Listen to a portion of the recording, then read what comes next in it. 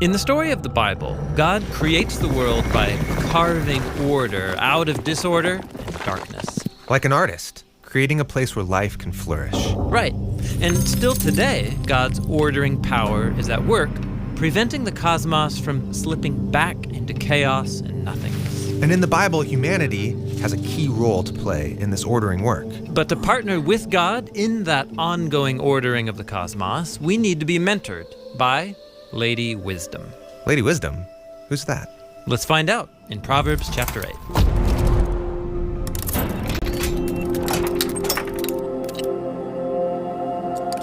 So within the Hebrew Bible, there's a scroll called Proverbs. It's about gaining wisdom. And while most of the scroll is a collection of short proverbs, it begins with 9 chapters of speeches, in which we meet a cast of symbolic characters. There's a wise fatherly king and a woman named Lady Wisdom. And they're offering divine wisdom that leads to stability and life. There's also a wicked man and a wily woman called Lady Folly.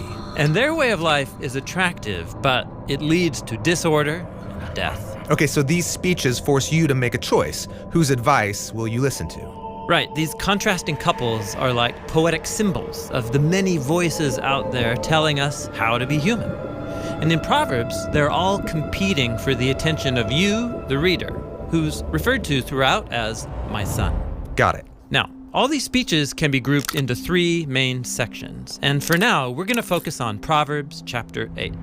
It's a long speech from this majestic woman, Lady Wisdom. She's God's wisdom personified. And she stands at a crossroads on a tall hill, inviting you to enter into God's sacred city. Doesn't wisdom cry out and understanding raise her voice? At the road's high point, at the crossroads, she stands. Besides the gates going into the city, at the entrance, she shouts. And then Lady Wisdom begins her speech. It has 4 main parts. In the first part, Wisdom declares her value. Choose my instruction instead of silver, and knowledge rather than pure gold. For wisdom is more precious than pearls, and nothing you desire compares with her. So living by God's wisdom can lead to the most valuable things in life. Healthy relationships, moral integrity, a stable, fruitful life. You can't buy those things with money. Right. And in the third part of her speech, she repeats the same idea. Wealth and honor are with me, enduring abundance and justice. My fruit is better than pure gold, and what I offer surpasses silver. Now, let's back up to the second part of her speech, where we learn that God's wisdom is very practical. In fact, humans depend upon it every day, whether they know it or not. Through me, kings reign, and rulers issue decrees that are just. Through me, princes rule, and nobles, all who judge with justice. Now, that phrase, issue decrees, comes from the Hebrew word chakak. It means literally to carve or engrave. It refers to how ancient kings would carve laws of justice onto tablets. So a good leader confronts disorder and injustice by creating laws that are just. And when they do so, they're drawing on God's wisdom. Right. Wise leaders become images of God, who also creates, by his decrees, carving order out of chaos.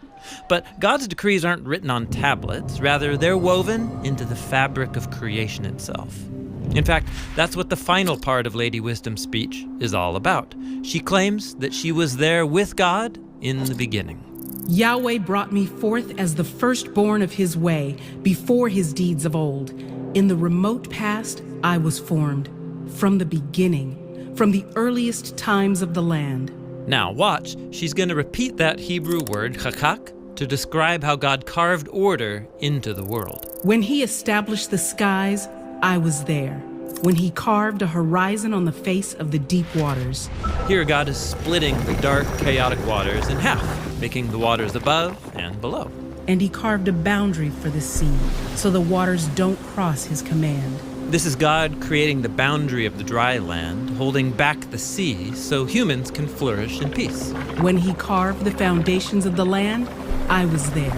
The biblical authors imagined that the dry land was supported by pillars below to keep it from sinking back into the chaotic sea. So this is the 3-tiered cosmos described all over the Bible. Right, it's how the Israelites and all their ancient neighbors imagined the world. And notice, the dry land is sustained and protected from the surrounding chaos only by God's wise carving abilities. That's beautiful. It is. And it's worth celebrating. Like Lady Wisdom says, I was beside him growing up, and I was his daily delight, celebrating before him the entire time, celebrating the inhabited world of the land, delighting in human beings. God's wisdom delights in the ordered universe and also in humanity. yes, because humans are the image of God, called to live by divine wisdom as they carve out their own little spots here in his world. But humans often reject God's wisdom, doing what's right in our own eyes. And in the Bible, that's how humans drag creation back into chaos and darkness. It's only when we live by God's wisdom that we join his project of ordering the world, creating space and communities where all of God's creatures can flourish in peace. Or, as Lady Wisdom puts it at the conclusion of her speech, The one who finds me finds life and receives favor from Yahweh. But the one who forfeits me hurts themselves. Those who hate me love death.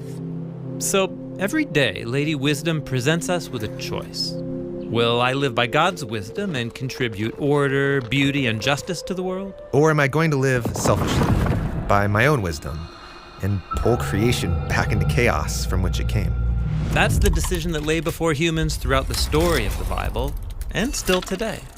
Which way will you choose? Lady Wisdom is waiting for our answer.